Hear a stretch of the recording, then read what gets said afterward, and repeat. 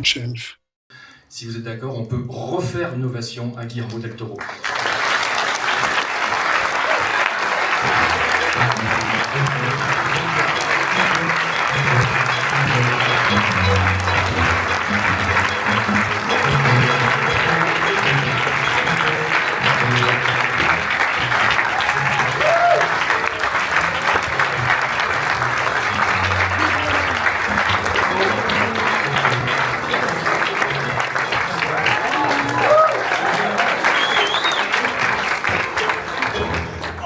Hola. Hola. Guillermo, ¿estás de acuerdo en que la masterclass sea íntegramente en francés? A huevo. ¿Hablas francés? Je comprends, mais je parle très mal. Oh, Like Tarzan.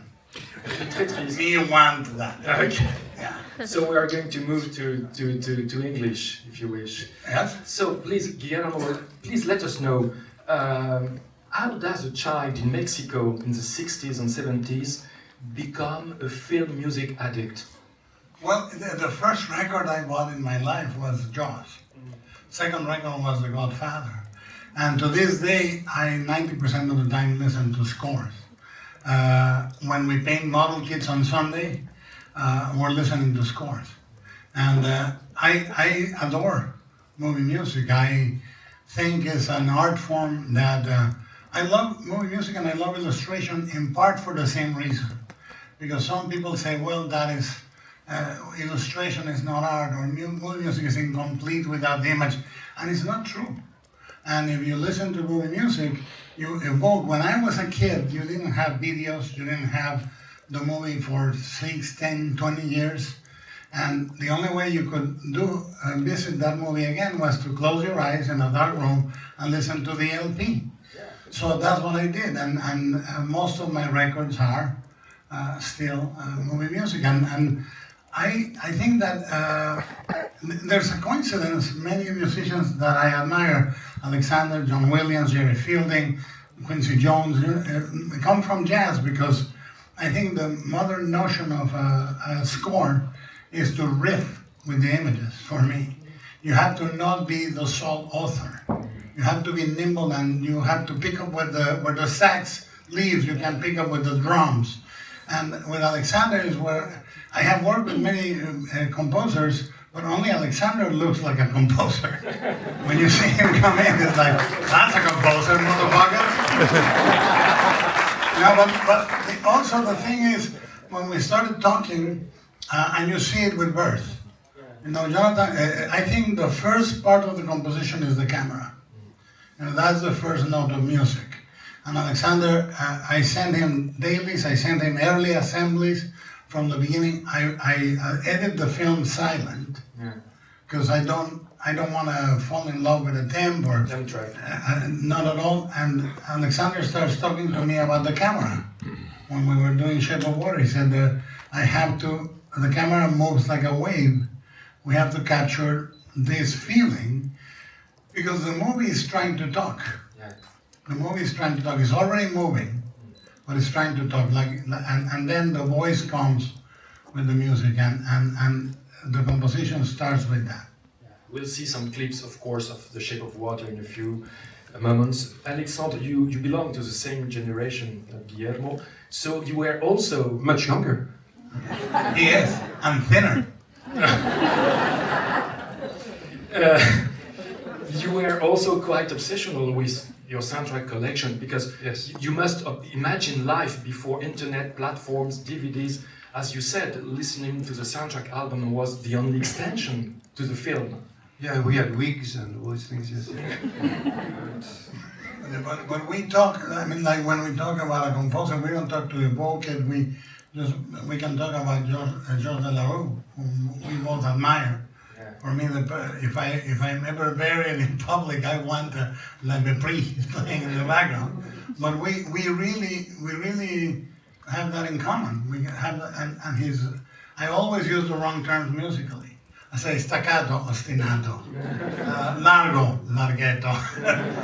But you know, it's like being with a master, not only of his craft, but of communicating his craft. So I asked Guillermo to select a music scene from a film with a score that had a huge impact on his vocation. And do you know what he chose? No. Who said the Aristocats? No. Look, écoutez, regardez, écoutez. Vous allez reconnaître, je pense.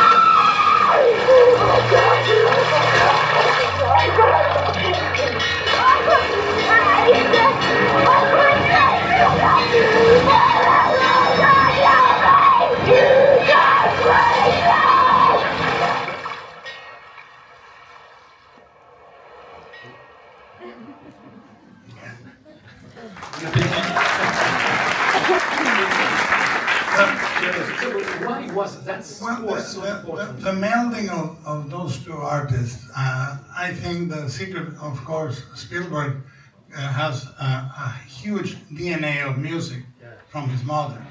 And the secret collaboration is that I think he films like a composer, and John Williams composes like a director. And it's such a beautiful melding. When I was a kid, I had noticed scores before. Planet of the Apes was so noticeable for me. But this was the first time where I felt, as a kid in the cinema, that there were one thing. And I think Alexandre is not a composer, is a filmmaker. You know, we meld, yesterday we were looking at a scene on Frankenstein. He said, "I like the gloves." And I go, "Yes." You'll see why. But he notices everything. Like if you see the opening of Birth, I think Jonathan Glazer is as close as we are to a Kubrick alive, and the height of the camera and the width of the lens is what allows him to breathe that score. If it was a longer lens or the camera was lower, so the musicality of the camera has to be common to us. But you remember when we started to discuss that Cannes talk, you said to me, film music composers impress me a lot. Yes. So Alexandre impresses you? Oh yeah, when I first met him, I took him to a really expensive sushi and pitched him Shape of Water. I said, "We're eating fish and I want to pitch you a movie." We started with Rise of the Guardians. Yeah, and I am a huge fan. We had talked before on the phone when you won your first Oscar, and I wanted to congratulate him, and I said I'm a big admirer, and I was, and I was hoping one day to work with him. But why does a film music composer impress you more than a set designer or a cinematographer? The things I cannot do impress me the most. The things where I can meddle a lot, I'm a very bad boss. And I go, no. With Alexandre, we talk about emotions. Before Alexandre, I never went to recording sessions. Never. Because remember, I come from independent cinema. And we had to choose between paying for 2 more violins or my airplane ticket. And I said, "Get 2 more violins. What am I going to say?" And Alexandre was the first composer that said, no, you're coming. And you're going to talk to me in emotional terms and say what you feel. And I cannot not have you. And it was the first scoring session that I actually... You attended? The whole complete. I would visit 1 day or 2 and go shopping when they were the bigger movies. And with Alexandre, I finally realized how the dialogue continued there. So you know, The Shape of Water was Guillermo's 10th movie, and the film won Il Leone d'Oro at Venezia, 4 Academy Awards, including Best Film, Best Score.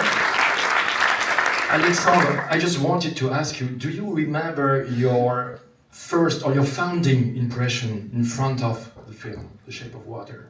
Very well. In Los Angeles, you showed it to me, and I said exactly what you just remember, that it was, the camera was flawless, never stopped, and that was magical for music because it is a musical movement that never has anything in the way, and we discussed about water and waves, and we started talking about instrumentation. I said we could do something crazy. I have like 12 flutes or something, and it ended like that. Sometimes you have crazy ideas and they're bad, and they go away after a moment. But this one stayed, and we recorded with 12 flutes, which creates a strange texture of sound, and yes, with the experience now, when I see a film for the first time that I'm being offered, I know if it's a great film or not, unfortunately. Unfortunately. Yeah, but it happens quick also that what you want to find. Look, you ask why. Like I meddle on production design from the beginning, even before anyone comes on board. But with music, is the only time in making a movie where I am surprised. Is the only time. At the recording session, you become a spectator of your own movie. Well, yes, because I'm cooking for everyone all day long, every day, And when I come in, Alexandre has a table, and I go, and it's amazing that I'm receiving, and you find the final character of the film. I think the older you get as a filmmaker, the more you understand that the movie talks to you. You shut up and listen. And that's what you do with composing. But in the case of The Shape of Water, both of you knew, and especially you, because you wrote the story, the novel, then the screenplay of the film, you knew that the composer would have an XXL mission, that is to reveal, to make speak these two mute characters, the cleaning lady, Eliza, and he is the voice of them. Alexandre, on this mission. Yes, of course, I'm the voice of these silent characters,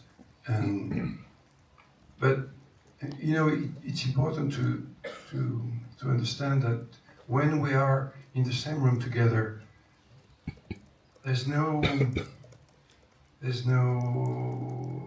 frontier. We just we could try that. Maybe not. Let's try this. Oh yes. Let's try it.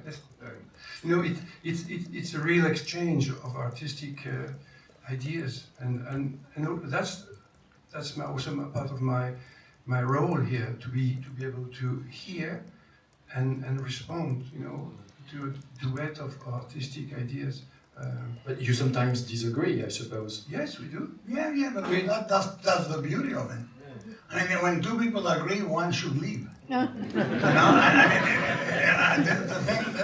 other thing with Shape of Water is I knew I wanted to make a Vincente Minnelli musical. And I was going to shoot a musical that was not a musical. So the camera moves were very Minnelli or very Donen. They were continuous. It looked like she was going to break on a song. And I knew that we would build to her finally getting up from the table and singing to the creature. So the score had to have that flair because it needed to feel like a musical in a strange way. And just to complete, when I watch the film and I start working on it, I become another actor in the film. And the more I go, the more I work, and I'm living with images, and I'm really living into the film. I try to be inside the film, to be with the actors and with the camera moves, and that my role disappears completely, that I'm not a person, I'm inside the film. Yeah. To illustrate that idea, we have a very dishonest proposal for you. we are going to watch a clip from The Shape of Water. We are going to watch it twice. First without music and then with music, so that you can appreciate the Desplat effect before and after. Okay? Now, that said, the thing that we also discuss is sound design. Yeah. If it was going to be silent, it would have 10 tracks. This one not. Because we say in sound design, silence is 10 tracks. Yeah. You know, the same with you do with music. So, would you watch your version silent, not my version silent? And maybe, Guillermo, you could bring some context for the scene, because this is, the movie theater scene. Could you just explain the situation? Yeah, one of the things I wanted to, the influences of the movie were Minelli, Paola and Pressburger. I wanted her to love movies, and her neighbor to love movies. And I wanted to go through walls, the camera not stopping on a wall. And this is the theater scene. And I wanted to show a god, an amphibian god living upstairs, and a scene of a movie where you see an ancient god, which is the story of Ruth, and the camera to go through like water, like there was no barriers. And those movements immediately spell cinema and spell musical cinema. Et bien, voici la forme de l'eau, 2 fois, sans musique, avec musique.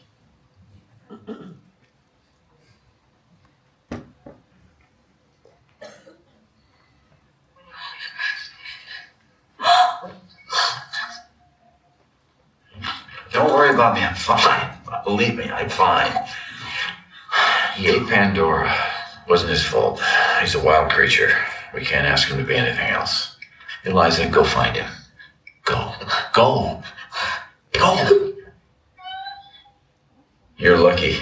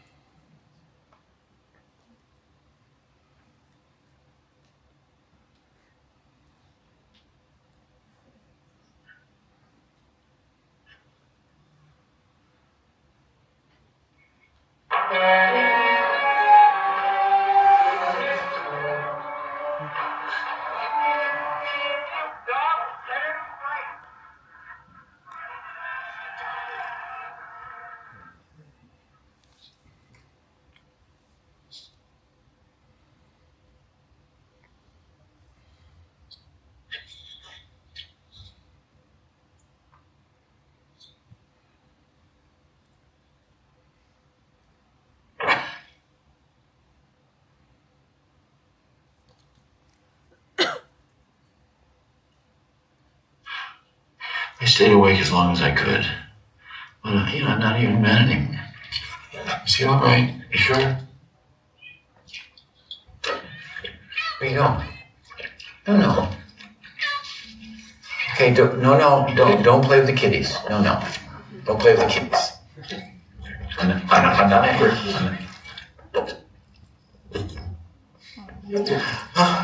Oh.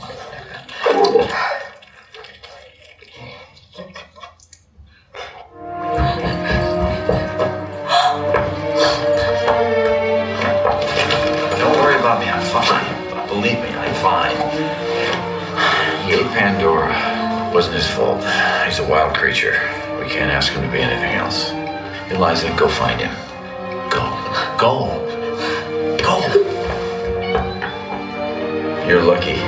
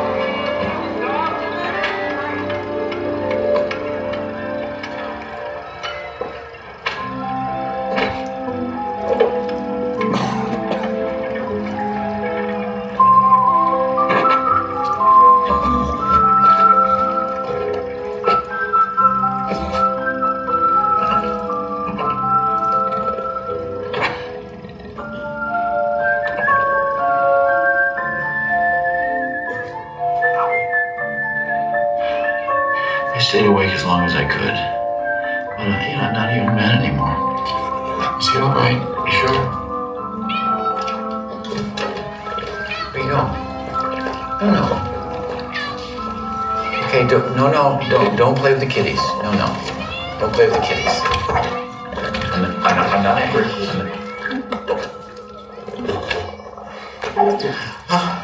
Oh.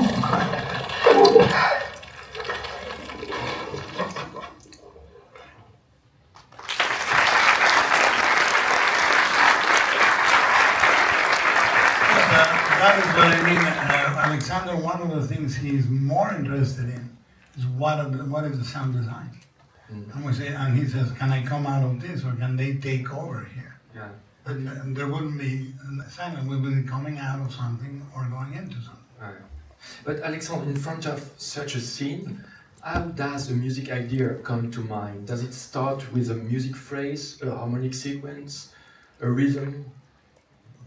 But at that stage, the melodies are already on the board. I have all the themes that I want to use. I know the orchestration, which is something I try to decide very early on. So we know we have an orchestra. We know we have these 12 flutes. We know we have these keyboards and vibraphone and electric piano and harp. Whistle? And whistle, because there's a scene where we see Eliza, the main character, whistling, waiting for the bus, and we had this idea, and my studio think, maybe she's whistling, maybe she could whistle, or maybe the theme could be whistled. And that became the main theme, whistled. Was it difficult to find a good whistler? We found the best in England. Michelin Dags? And he World was champion. world champion whistling, and it was so good that we didn't use him. And Alexandre did it. Because he could do Like a virtuoso. he could really whistle like a virtuoso. But as for emotion and espressivo, it didn't work. I don't know. It was strange. So being a flautist, I whistled. Yeah. And Would you prove it? yes. Right now? Right. The beginning is like this, but.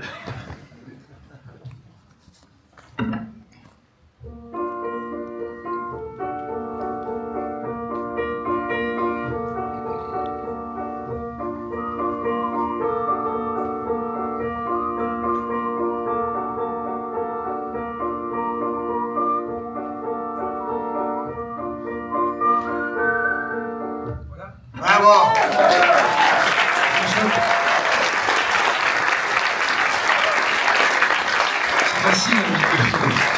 It's easy.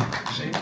Pour la première fois à Cannes et dans le monde, Alexandre Desplat siffleur en public. C'est vrai. C'est vraiment assez La dernière fois.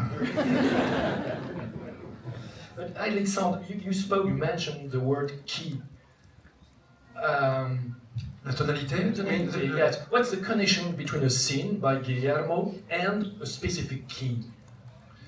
Connected to light, to colors? Yes, it's all that all together. The range of the instrument that I'm going to use, because some instruments go too high or too low, or don't have the right tone in that register. But yeah, for example, if I would play this in another key than B flat, which is the one I played, it would be just, I don't know, it would not vibrate. And that's always the thing I'm looking for, this vibration. And that's the beginning of the melody. But then you go into the big tutti, and there it has to be in a key where the instruments really will sound very well. So it's all connected to the way you build the composition itself also. But yes, for example, if we were talking about Birth in D major, it's a very bright key full of light, and it was just perfect to that moment. And sometimes I use keys which are difficult for musicians because there are many flats or many sharps, but they're just right to the image because of the tone of the color. I don't know, the light. the voice of the actress, or I don't know, whatever it is. The thing is to not disagree on that. That's where we don't disagree. There's never a moment where I say, oh, you know, help here. Like music shouldn't help. Music should make the scene be the scene. And we hear it, like 2 days ago we were hearing a piece of Frankenstein and we changed the key, or he changed the key. And we went, no, this is now too romantic or too heroic, because the emotion changes. But I remember you told me that you used a temp track for The Shape of Water, and there is a scene where Eliza tries to convince her neighbor, Richard Jenkins, Giles, to help her. And you said the temp track made the scene very dramatic, whereas Alexandre's proposal changed. I hate the temp. I use the temp when I show it to the studio, and when we start showing it to an audience. So it comes involved in a process that I don't necessarily like. So I try never to fall in love with it. It's always something that works for a few seconds and then stops working for another few seconds. And if you marry that piece, you marry the mistake as much as you marry the quality. And it's a horrible thing to do. It's the problem with temp music, or because it becomes something vertical. And as I've been explaining before, music is something horizontal that goes from the beginning of the film to the end of the film, like a river that flows with the film like this, you know, from left to right, and left to right for you. And if you don't understand that, you can't write good film music. You have to understand that there's a flow, and the music has to flow. If you just hit moments, you know, vertically, that's not film music. I don't know what it is, but it's something else. We saw it in two clips. We saw it in the Jaws clip when he cuts to the wide and there's an impasse in the music. I'm sure it's not the right term, and in Shape of Water, you can decide to end the score when she runs out of the theater, but instead it peaks because her emotion is pure melodrama. It's Douglas Sirk, it's Vinelli, and that's the decision you made. Alexandre the other day I said, what if we finish here? And he says, we're not done. We still have to go here. I go, that's right. Yeah. So he talks like a storyteller, not a musician, worried only about that part. Yeah, and that scene of Jaws, as great as it is, the only thing that you remember is that you should never swim at night in the naked. Naked. In Cannes, yes. Yeah. Naked in Cannes now. Yeah. Alexandre, just imagine that Guillermo is not there with us. You said to me once that chaque metteur en scène a son propre rapport à la musique et son propre mode d'emploi. So how would you define Guillermo's operating instructions about music? He's not there beside you. I've learned his passion for music and for film music, so it's a great help, because when we exchange, we have references that we can, you know, go to. But I think it's his open mind, as you know, he's just open to whatever I would suggest. If it's right, it's fine. It has to be right. Of course, if I say shit, it's not good. But if I bring a good idea, it works. And he's always open to change routes. You know, sometimes he had an idea, oh, we should do this, that, and I suggest maybe how about we do this, we do that. And he's always open to, and that's a great quality, because I need to feel that the director is, you know, has confidence in me. Otherwise, it's painful. So Guillermo, the second act of your collaboration was your adaptation of Carlo Collodi's Pinocchio, which is a very original version, because it's really a film about loss and grief. How did you get the idea of treating it as a musical tale? It was from the beginning. It started very different, and it got mutated when I finally decided on this form. I knew I wanted Pinocchio to sing to Mussolini, you know, and I think that the clarity of a musical where you can declare the personality or the intentions or the dreams of a character is very, very clean. It can get you not only through the story, but through a lot of unnecessary sort of a signification. And with the puppet being stop motion and the actors being stop motion, the way to bring the humanity in all of them was through the singing. And it was constructed very much like a musical. If you see, it has a touch of grace at the end when the pine cone falls. It's like a punctuation at the end of a symphony. Same in Pan's Labyrinth, the flower blooming at the end. These are punctuation marks, and that, like Shape of Water, it declared itself to be a musical. For example, Frankenstein, I never thought. There are no songs in Frankenstein. I'm alive now. Not yet. Maybe I can convince you. But the movie tells you what it wants to be. It really does. And I think people think a director's job is to talk. A director's job is to listen a lot, also, and to collaborators, to the movie itself, to actors. So Pinocchio wanted to be that because he's in the theater. He's in the marionette theater. From your point of view, Alexandre, what was the challenge of Pinocchio? Because the action takes place in a very specific social and historical context, which is the rise of fascism in Italy.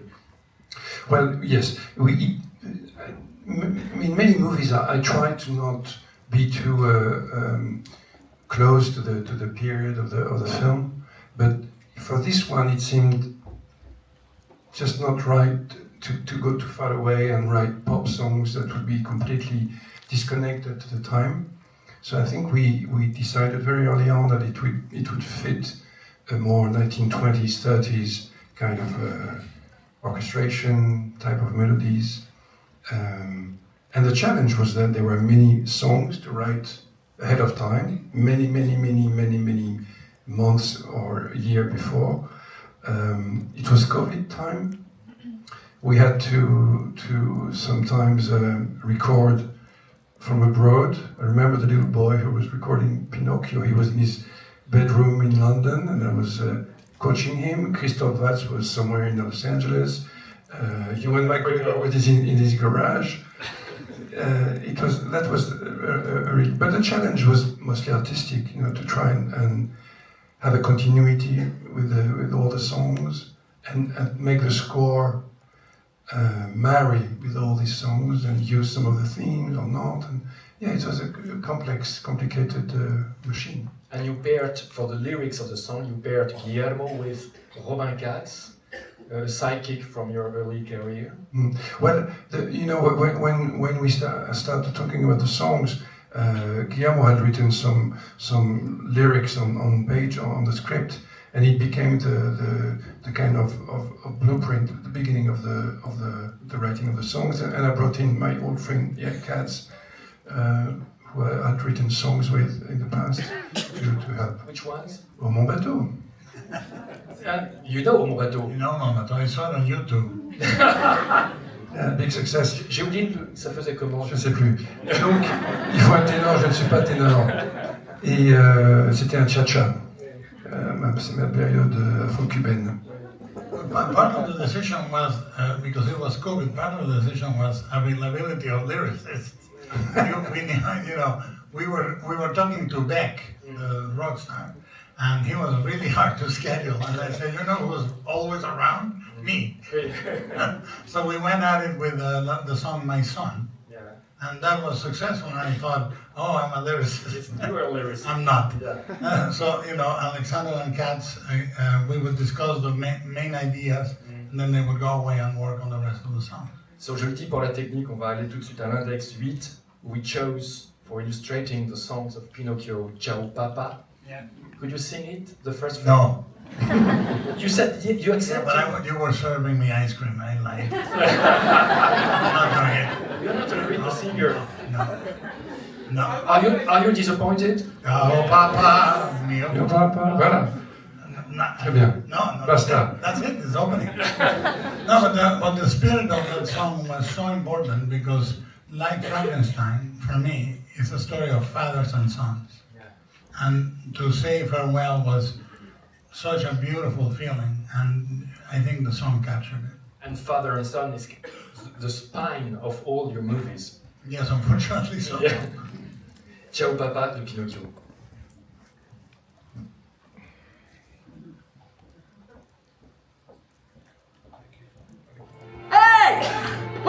going after my son. Excuse, if I may,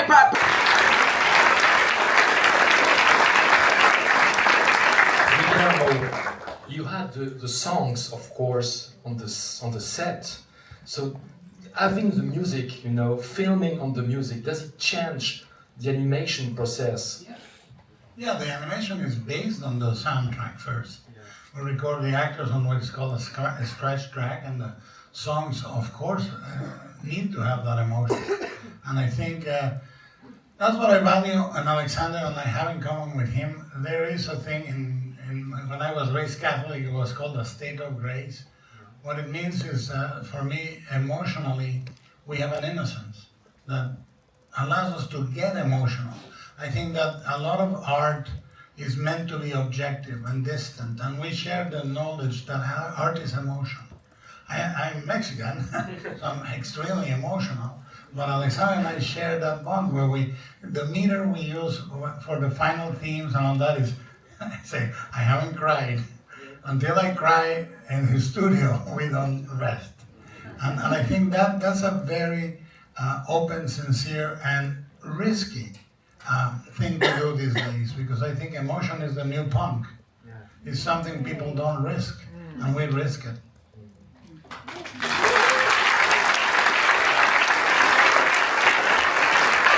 You know that in Guillermo's film, the character, the father, Geppetto, loses a son, Carlo, and finally tries to recreate him through Pinocchio, through the puppet. And for Carlo, Alexandre wrote an amazing theme with a kind of, I don't know, a childish grace, as you said. Childlike. Childlike. Childish, c'est pas terrible. Ah, mais moyen, ouais. Childlike, c'est mieux. Mais le piano est toujours là. Le thème de Carlo, Alexandre. Allez-y, on l'applaudit. Allez! Non, je joue quelques secondes, mais vraiment, je ne suis pas pianiste, moi. J'ai la chance d'être, en tant que compositeur, d'avoir les meilleurs musiciens du monde qui jouent pour moi, et c'est comme ça que c'est fantastique, sinon c'est vraiment pas terrible. Be a saxophone. Flute.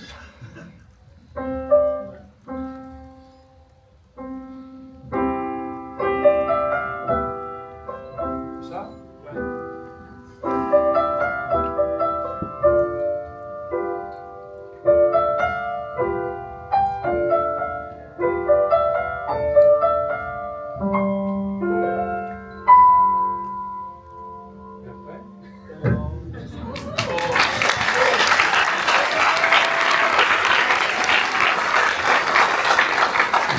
Pianiste la prochaine fois. Right. But Alexandre, how do you achieve such a melodic clarity, a melodic evidence? Because the theme is original, but it seems to be part of the collective memory. I don't know. I don't know. I just try to make it accessible, I guess, and without being simplistic, as childlike and childish. Simplistic and simple is not the same. So simple means that I spend many hours trying. Sometimes some themes just come very quickly, but most of the time it's a lot of practicing. It's hard to write a good melody. It's very hard. It's long. It's hard to write a good melody. It's a lot of work, a lot of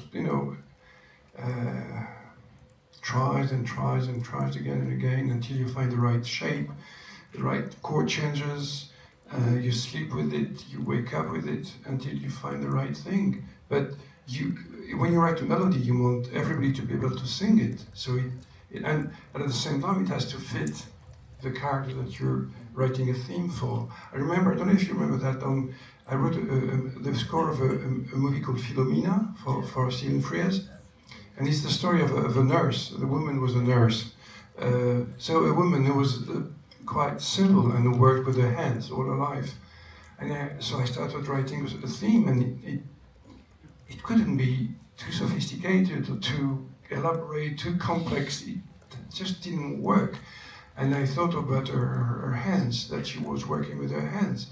So I tried to find a melody that could just fit in one hand. So the fingers are like this on the piano, and they don't move, it's just this. and that's a way of being in tune with what is on the screen. It's just trying to understand what the character is revealing and what your music can reveal of the character. It's That's funny. very important. You use the word revealing. Guillermo, you always say that a good composer does not underline, he reveals. Yeah, I believe that. I think that, it's what in the old days they called Mickey Mousing. You know, Mickey Mouse. You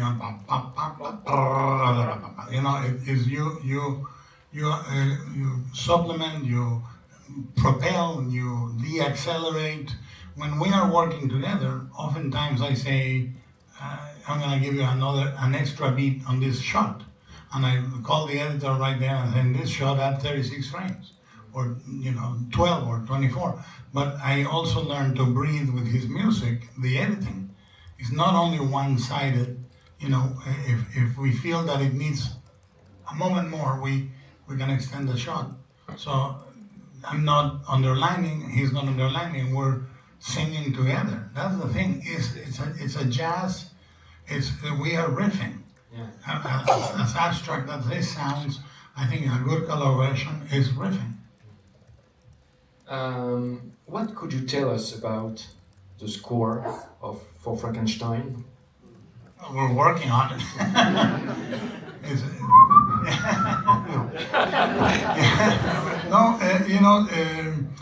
That is the same with Pinocchio. Is a thing that it wasn't taken by me at a very early age. So at this point is biography. At this point it's as ingested and part of me as it could be. And what I can tell you is when I sat down with Alexandre, what we do is break it out in themes. This is the theme for this character, this is for not always sticking to that. And then we play with that. That's where we are right now. And yeah, the only thing I could say is that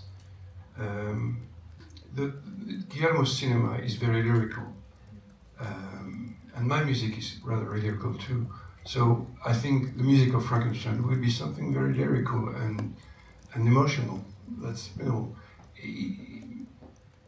I think it's mainly that. It's not I'm not trying to write horrific music or that's something we can do, but it's not. We can try something else maybe. Yeah, somebody asked me the other day, does it have really scary scenes? For the first time, I considered that. I thought it's an emotional story for me. It's as personal as anything. I'm asking a question about being a father, being a son, things that are, I don't know, I'm not doing a horror movie, ever. I'm not trying to do that. So the same thing with the music, we're finding the emotion, and what I can say is for me, it's an incredibly emotional movie. Like in The Shape of Water, the creature is frightening during 15 minutes and then becomes a very moving character. Yeah, I remember the first time I thought I was going to avenge the creature was when Marilyn Monroe is coming out on the 7-Year Itch with Tony Oil, and she says the creature just needed somebody to like him. I fell in love with Marilyn, and I fell in love with the creature in that scene at a very early age, and I thought, all we have is people that look at people the wrong way. That's what we have in this world. You consider something and you make it real. Monsters, to me, are the perfect way to speak about this. Moi, je voudrais, si vous le voulez, pour terminer cette séance et pour faire une ultime ovation à nos camarades Alexandre et Guillermo, qu'on termine avec une séquence dans laquelle vous allez retrouver le thème qu'Alexandre nous a joué à l'instant, le thème de Carlo. C'est une séquence du début de Pinocchio, c'est la mort du personnage de Carlo, et vous allez réentendre donc le thème avec guitare soliste, contre-chant, violon, des cordes. C'est une séquence justement qui a cette dimension émotionnelle dont parlait Guillermo à l'instant. Pinocchio pour terminer cette séance.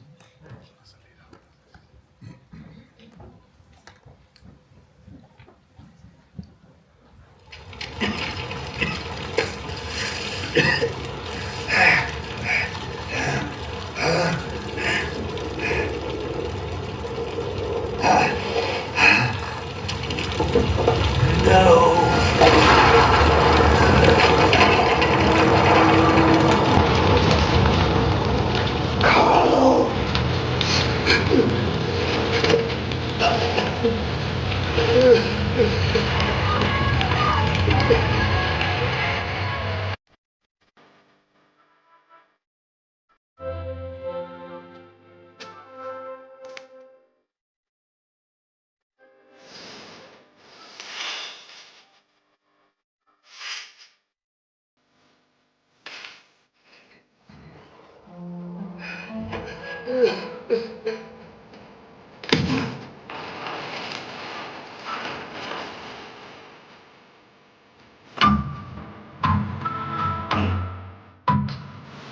Geppetto never left his side, and that was that. He worked very little. He ate even less. And the church's crucifix remained unfinished.